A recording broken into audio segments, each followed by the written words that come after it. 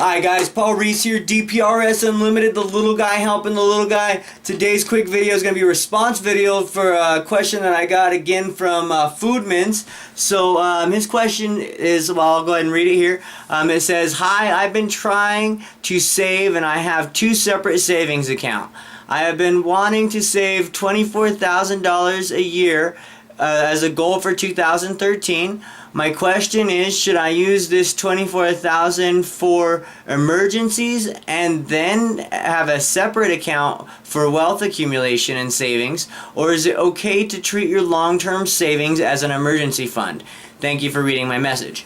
Okay, first of all, what I want to say is, Foodmens, thank you so much for all the quality questions you've given me in those last little bit. It's really helped to kind of inspire me and get my videos out there a little bit more, and give me more of an idea of what people are actually wanting to know. So, first off, thank you so much for your high quality questions. I really do appreciate them. Keep them coming to me. And secondly, to answer your question, no, you shouldn't use your savings as emergency fund. The reason is because your emergency fund's there to make you extra money, and the reason you're putting that money away first, or in the first place, is to have it so you feel good about it and to make yourself more creative. You know, anybody can, if a problem comes up, can pull from a fund that's already there and pay for it. But you yourself, you're more creative, so what you're going to do is you're going to create a new way to pay for it. So it kind of inspires you to be more creative when you don't have the access to that fund. Now, I do highly recommend having a separate account for a emergency fund, because it is good to have an emergency fund. Things happen, guys, and sometimes money isn't always readily available. So, that being said, your emergency fund should be at least 6 months expenses, okay guys? So if you have at least 6 months worth of expenses put into a savings account, it's going to be accumulating a slight amount of interest. This shouldn't be an investment. You should put in a savings account, something that you can access and pull out easily, but something that will also give you at least a small amount of interest on your money, since it's just going to be sitting there. The reason I wouldn't have more than 6 months in there is because, again, it's not going to be earning you much interest. It's there for emergencies, and so you can pull back out of it. So what you're going to do with that is just have it set aside, and if something happens, you lose your job, you get seriously injured, you can't work, you can't do anything for some reason, you don't have any other forms of passive income coming your way, you'll have that emergency fund to cover your expenses for the next 6 months. Now, the reason why you don't want to use your savings for that is because often those are going to be, your money's going to be tied up in a bunch of other investments and things like that if you're using it properly. So hopefully what is happening is you don't have any liquid cash available to you, but realistically it's all tied up in other kinds of assets and everything to help generate you more passive income monthly.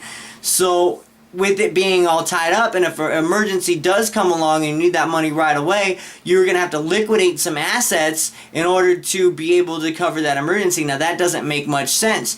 Losing $200 a month, you know, to cover something, or to pull a big chunk out of money, lose a couple $100s a month just so you can pay for an emergency, doesn't make much sense, because you're hurting your overall wealth strategy.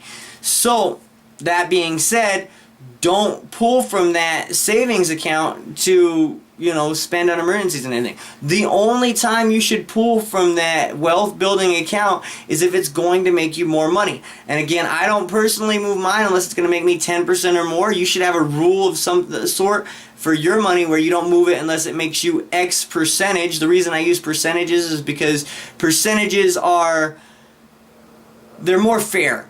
So like, for example, there's a story in the Bible where, you know, there's all these rich people giving money to the church, and then there's this poor person who comes up, they're homeless and they don't have much, but everything they have is, you know, about 35 cents, we'll say, and they throw that into the collection plate, and everybody's scowling at them and, you know, looking at them bad because, you know, they've given all these huge donations. When God sees this, he says, you know, or when Jesus sees this, he says, all you guys are scowling at this person, but he's given more than any of you, because he gave 100% of everything that he owned, and you've only given small percentages. So that being said, you know, percentages are more fair. If you're saving 10% of your money, that's a lot better than saving, you know, say $100 a month. Now, or it could or it couldn't be. If you made $1,000 a month, saving $100 a month, that's perfect. If you make $100 a month, trying to save $100 a month isn't going to be realistic.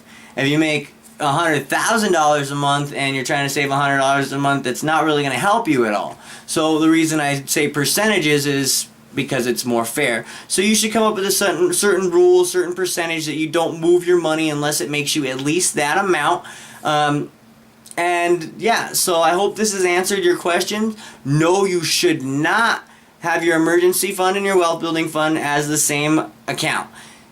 2, the reason it is very important that you do have an emergency fund of at least 6 months. The reason that is because if you get injured or something happens, it's good to have backup for at least 6 months.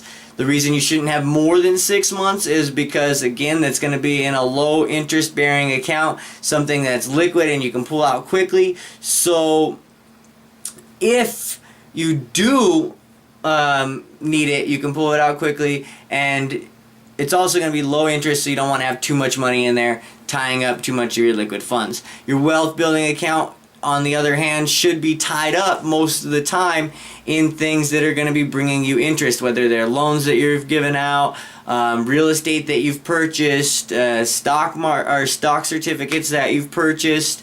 I'm going to have another video about stocks next. I'm going to try and get about 5 more videos out to you guys before I go on vacation. So I hope this has answered your question, Foodmens. Thank you again so much for watching. If you like this video, hit the like button below. If you want more quality content like this, make sure to subscribe. Hit in the comments below if you have any more questions for me, guys. I'd love to answer these. I'd love to talk about money and finances.